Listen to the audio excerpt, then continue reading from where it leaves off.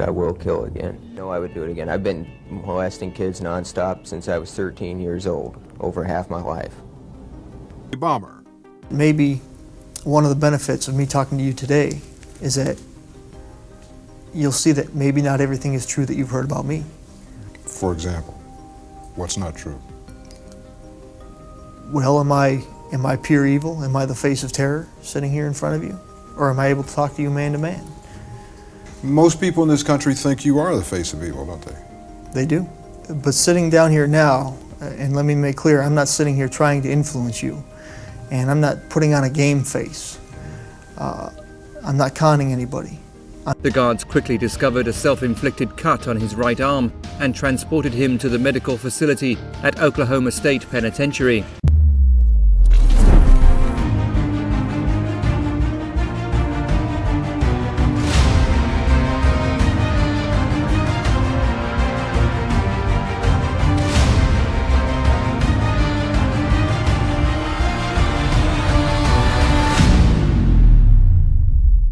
Capital punishment has always been controversial, but some executions went way beyond justice, turning into chilling disasters and shocking moments no one could forget.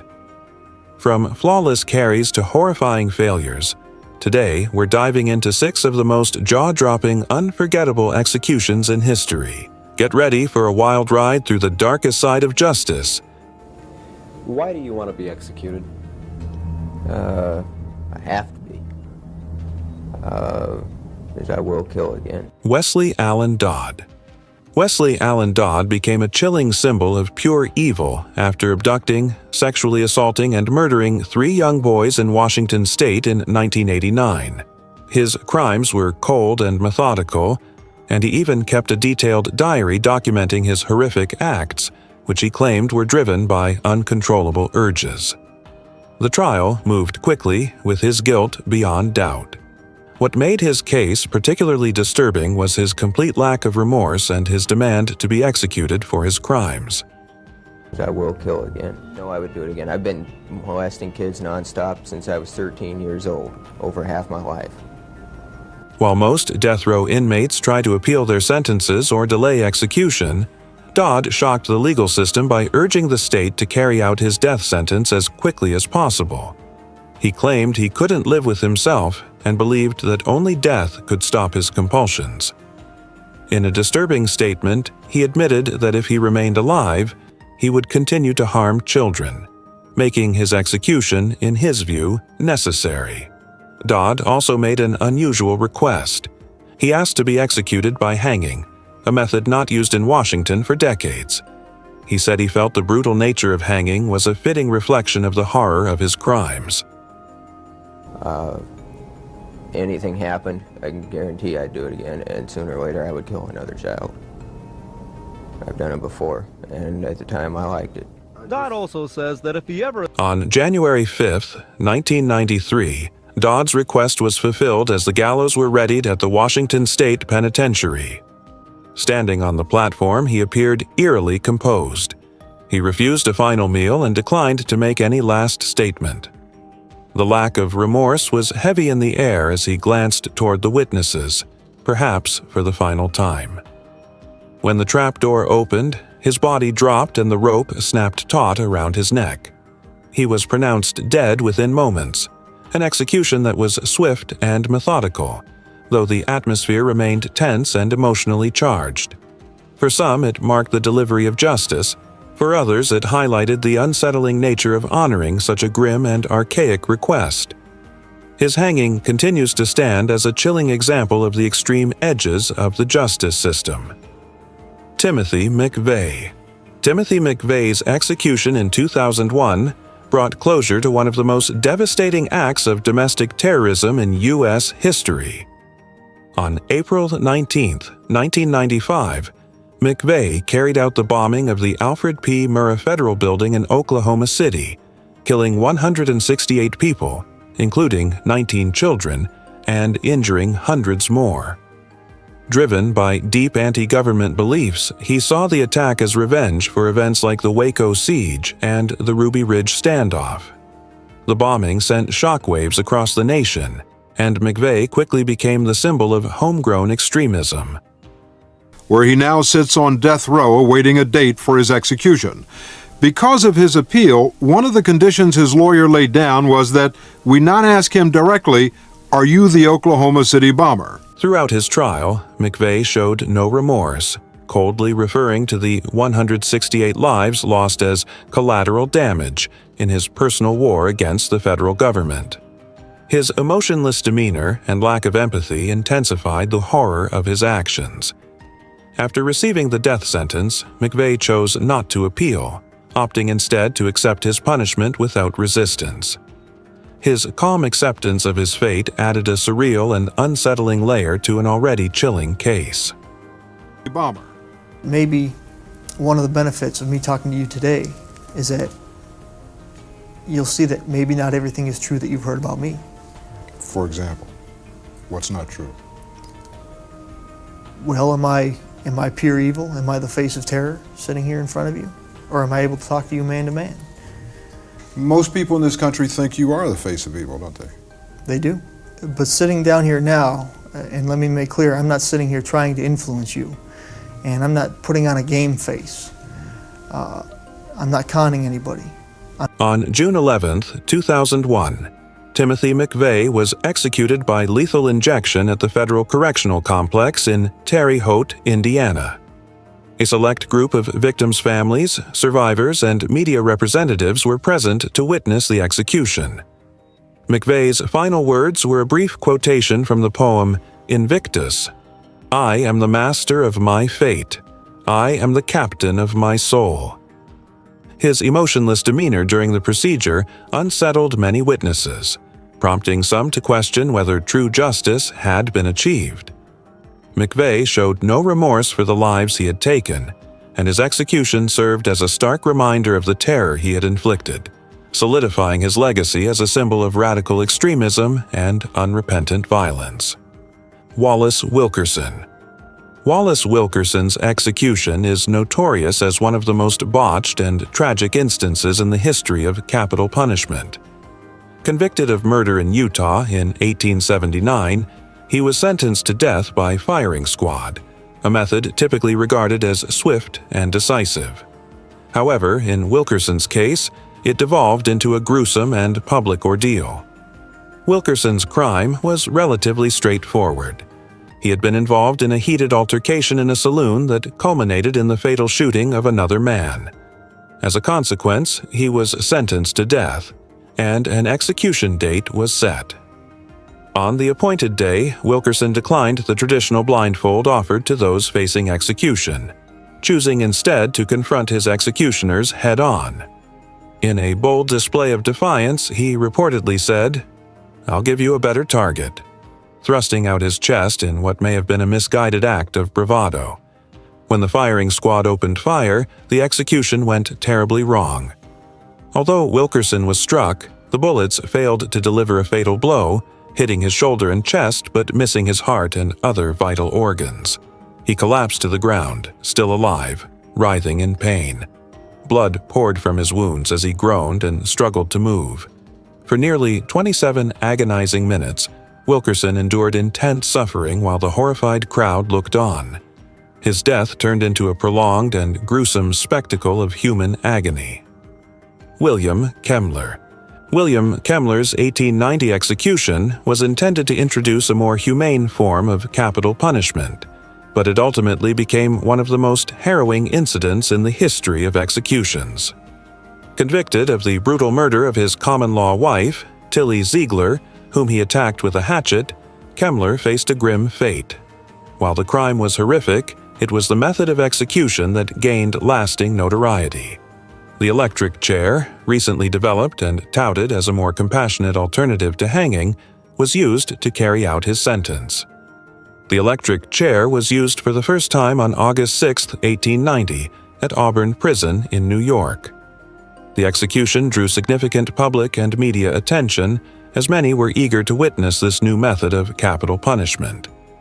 It was intended to be swift and painless, but the reality proved far more gruesome. Kemmler was secured in the chair, electrodes were attached, and the current was activated. As electricity surged through his body, he convulsed violently. His hair and skin began to burn, filling the room with thick smoke and an overpowering stench of scorched flesh. The horror didn't end with the first surge of electricity. Kemmler survived the initial shock, prompting a second attempt that also failed to kill him. His body convulsed violently, the burns worsening with each jolt, yet he remained conscious, enduring even greater agony. It wasn't until a third charge was administered that he finally died, his body twitching one final time before succumbing. The execution dragged on for several excruciating minutes, leaving those present deeply disturbed. The gruesome ordeal revealed the flaws in what had been touted as a humane method of execution. Kemmler's death sparked a long and heated debate about the ethics and reliability of the electric chair, a controversy that would continue for years.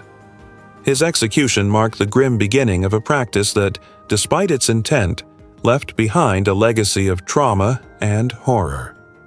The timeline of the hours leading up to the execution of Clayton Lockett on Tuesday revealed that the 38-year-old convicted murderer was tasered and kept under watch after guards discovered a self-inflicted wound in his arm. Clayton Lockett. Lockett's death occurred during a widely publicized execution in Oklahoma that sparked controversy due to the use of a new drug combination. This method had already drawn criticism because of previous botched lethal injections. When the first drug was administered, Lockett initially appeared to lose consciousness. However, within minutes, he began exhibiting signs of distress. His body convulsed, his eyes opened, and he struggled to breathe. The execution team soon realized there was a serious problem, but it was too late to intervene.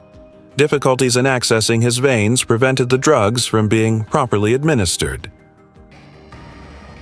On May the 1st, the day of Lockett's botched lethal injection, Oklahoma prison guards arrived at Lockett's cell at 5:06 a.m. to escort him for x-rays in preparation for his execution. The inmate, refusing orders to be restrained, was ordered to be tasered at 5:50 a.m.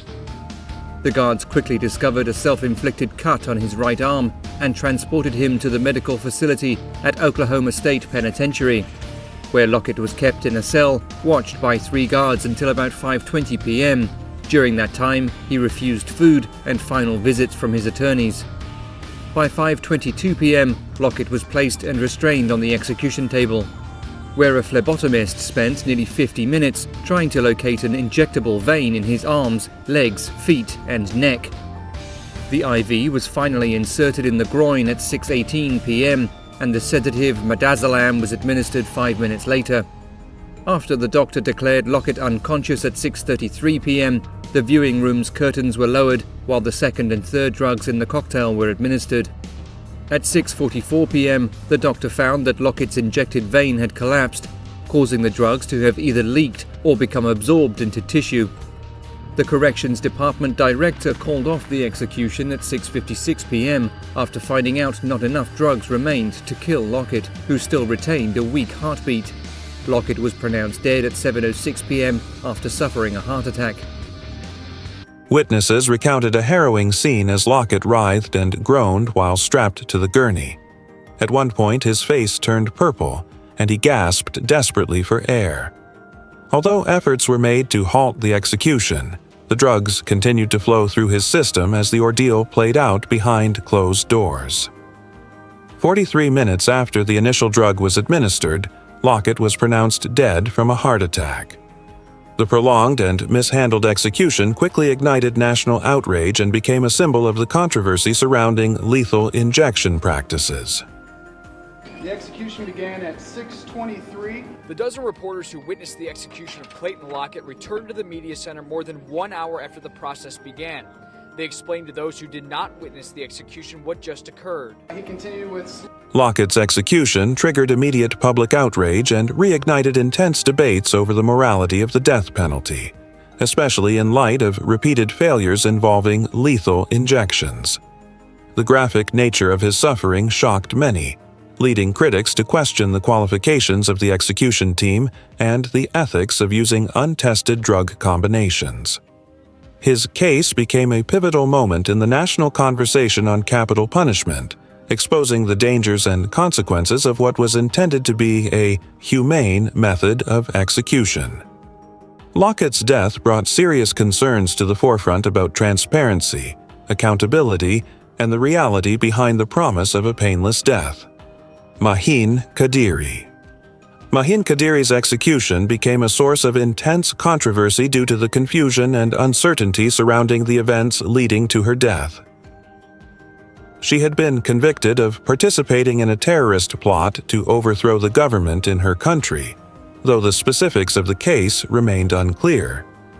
Many suspected that her trial was driven by political motives, while others argued she was merely an innocent bystander caught in a broader conspiracy.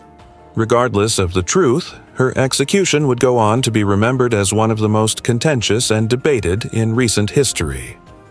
Mahin Qadiri was sentenced to death for her alleged involvement in a failed plot to assassinate a government official, but it was the mysterious circumstances surrounding her execution that etched her name into the history of controversial executions. Carried out in a remote prison, far from international scrutiny, the execution was shrouded in secrecy. Authorities initially withheld information about the method used, and conflicting news reports only deepened the sense of uncertainty and intrigue. While official reports claimed that Qadiri died instantly, eyewitness accounts from those present suggested otherwise. They described her flinching and writhing in pain as the execution appeared to go wrong. Authorities moved quickly to suppress these accounts, but rumors spread rapidly, prompting human rights organizations to demand a thorough investigation into the possible mishandling of the execution.